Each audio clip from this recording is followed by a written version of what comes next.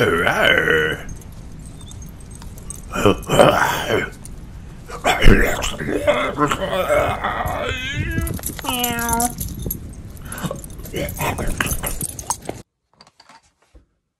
everybody can be a squig boss with gnasha-squig running their own squig herd, but what we can do is paint one.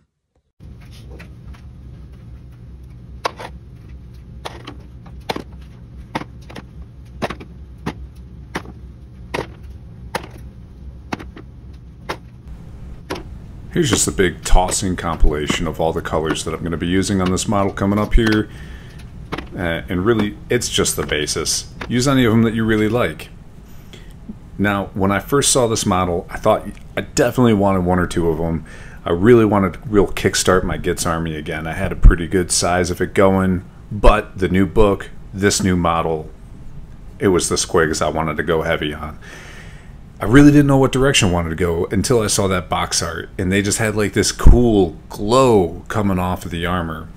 And I said, that's got to be coming from the mushrooms. There's mushrooms all over the back, all over the staff itself.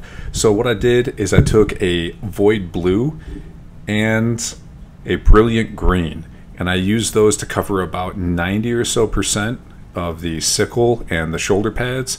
And then I took that green, and I also took a Evil Sun Scarlet, and I made like patina, rust, and just corroded looking metal onto the feet, the gauntlet, and that faceplate of that cute, adorable little squiggly beast.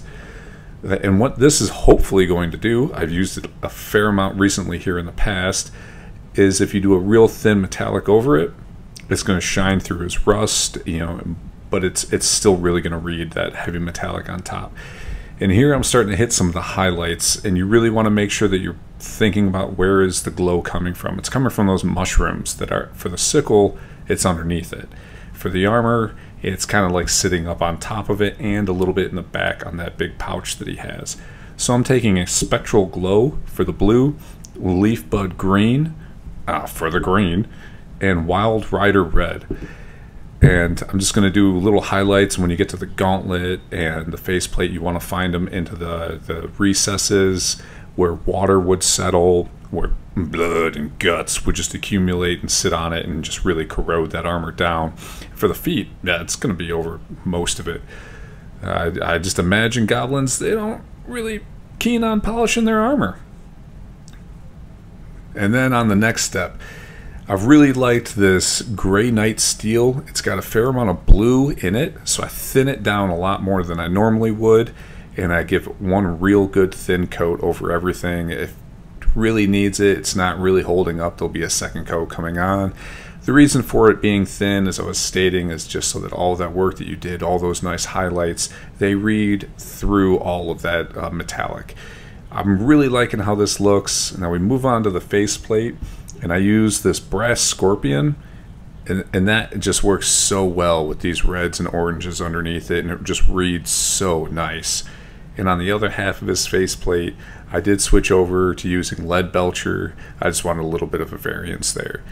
And as I was wrapping up all of the metal, I thought it looked a little bit too shiny, took a null oil, went over the whole thing.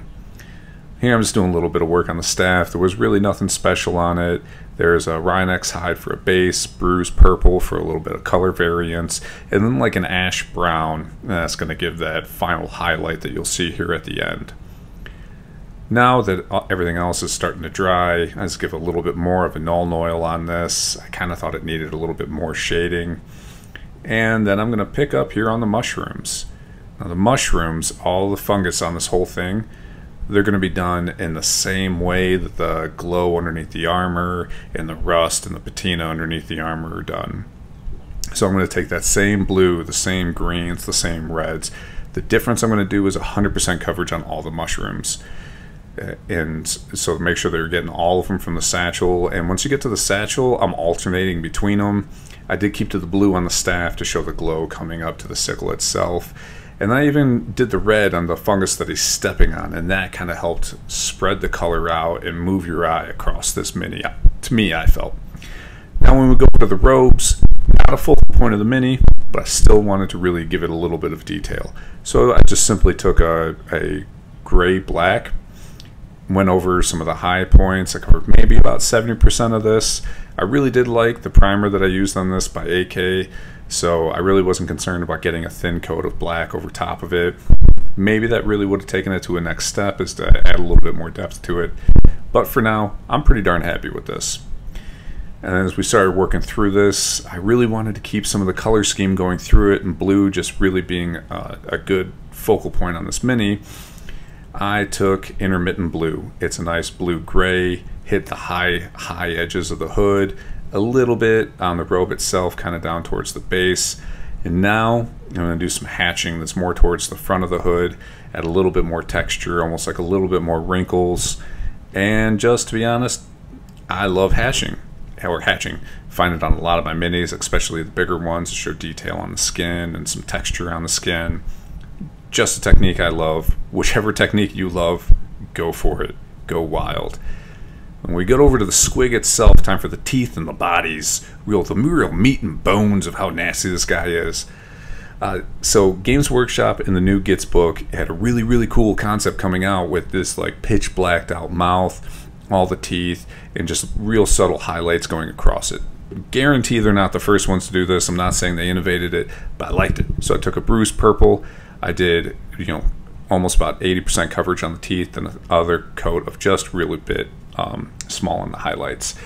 As we move over to the squig itself, I normally do Taste the Rainbow, big colorful army of just many different colors going on. I wanted to do this one different.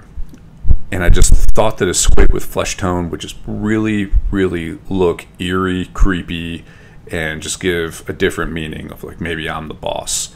So I took a, what was it here? A Blood Reaver flesh. And I covered about 90+ % of the skin with this. I'm going to go back over it with a second coat that's going to be close to about 70 to 80%. And then the final step on it is to take Bugman's Glow. I absolutely love this one for so many different skin tones. And on this one right here, it really popped off against that Blood Reaver. Just get a little bit of the highlights on it, more hatching being done on the legs, and then edge highlight on some of the lips. Very small amount on the tail here, as that tail is almost completely covered up and shadowed out by the goblin himself. The last thing I'm going to do, a little bit of hashing across the top, throw a little bit more texture on what's otherwise kind of like a roundish, smooth squig body. I myself am loving this.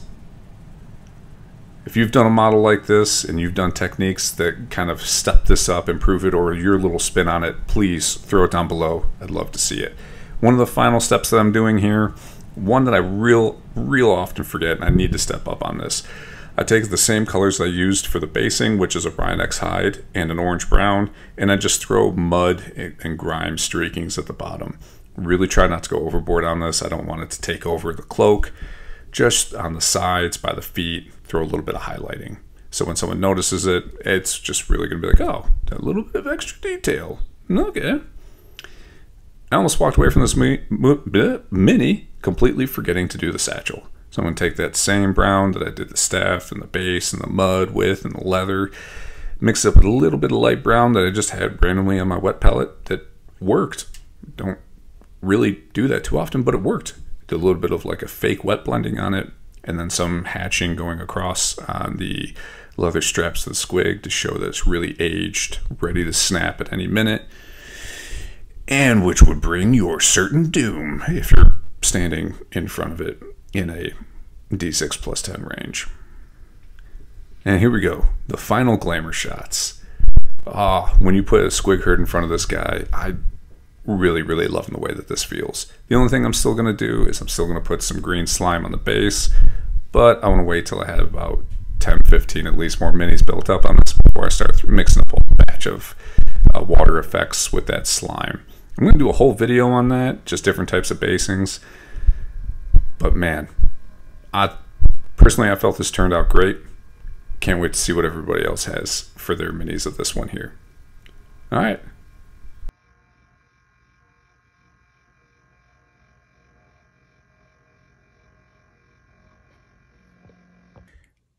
Personally, I really loved everything that I did on this. I really love the way that everything came out, and experimenting with that glow was really cool for me to do.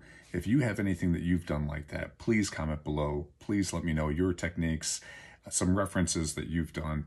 I'd love to see them. I'd love to find out and grow and learn more. And as I learn more and discover more techniques, I'm going to share them with everybody else.